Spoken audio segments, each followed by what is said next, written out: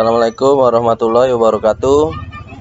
Perkenalkan, nama saya Prakusono Guru Presto Putro dari kelas karyawan. Ingin menjelaskan tentang UTS teknik kompilasi dengan NPM di bawah ini. Oke, yang pertama-tama adalah teknik kompilasi dan kompilator. Teknik adalah suatu metode atau cara. Kompilasi adalah suatu proses penggabungan serta penerjemahkan sesuatu source program menjadikan bentuk lain, merupakan teknik dalam melakukan pembacaan suatu program yang ditulis dalam bahasa sumber, kemudian diterjemahkan ke dalam suatu bahan lain yang disebut bahasa sasaran. Dalam melakukan proses penerjemahan tersebut, sudah barang tentu kompilator akan melaporkan dan keanehan-keanehan atau kesalahan yang mungkin ditemukan. Proses penerjemahannya yang dilakukan oleh kompilator ini disebut proses kompilasi atau compiling.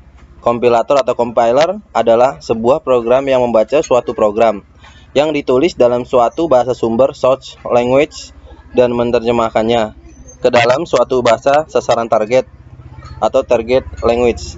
Kemudian proses kompilasi dikelompokkan ke dalam dua kelompok besar, yaitu yang pertama analisa. Analisa adalah program sumber dipecah-pecah dan dibentuk menjadi bentuk antara lain intermediate atau representation.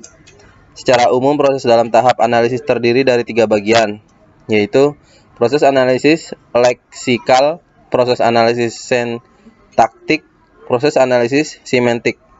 Yang kedua adalah sintesa, membangun program sasaran yang diinginkan dari bentuk antara. Untuk tahap sintetis terdiri dari 2 bagian utama, yaitu 1. Proses yang menghasilkan kode generator. Yang kedua, proses optimasi kode optimizer. Fase-fase proses sebuah kompilasi adalah sebagai berikut: program sumber, penganalisa leksikal, scanner, penganalisa sintaks, parser, pengelola tabel, simbol, penganalis semantik, penanganan kesalahan, pembangkitan kode antara, pengoptimal kode, pembangkit kode, bahasa sasaran. Dan berikut adalah hal-hal yang dilakukan oleh setiap fase pada proses kompilasi terhadap program. Yang pertama, menganalisa leksikal, membaca program sumber, karakter demi karakter, sederetan. Satu atau lebih karakter dikelompokkan menjadi satu kesatuan, mengacu kepada pola kesatuan kelompok karakter token yang ditentukan oleh bahasa sumber. Kelompok karakter yang membentuk sebuah token dinamakan leksim. Untuk token tersebut, setiap token yang dihasilkan disimpan di dalam tabel simbol. Sederetan karakter yang dilakukan mengikuti pola token akan dilaporkan sebagai token tidak dikenal atau undefined token. Yang kedua adalah penganalisa sintaks, memeriksa kesesuaian pola deretan token dengan aturan sintaks yang ditentukan dalam bahasa sumber. Sederetan token yang tidak mengikuti aturan sintaks akan dilaporkan sebagai kesalahan sintaks atau sintaks error.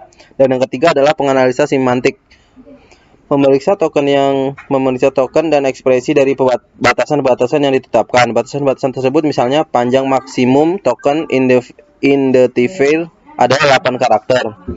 Panjang maksimum ekspresi tunggal adalah 80 karakter. Nilai bilang bulat adalah 32768 sampai dengan 32767. Operasi aritmatika harus melibatkan operan-operan yang bertipe sama.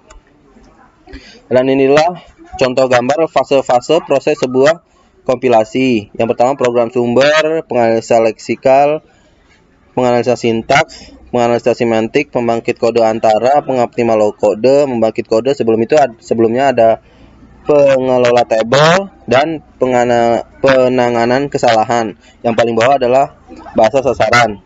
Dan kemudian ini contoh skripnya, bisa dilihat dan dibaca, dipahami sendiri. Dan itulah vlog dari saya. Wabillahi taufiq wal hidayah. Wassalamualaikum warahmatullahi wabarakatuh. Tahu nih, sono deh. Aku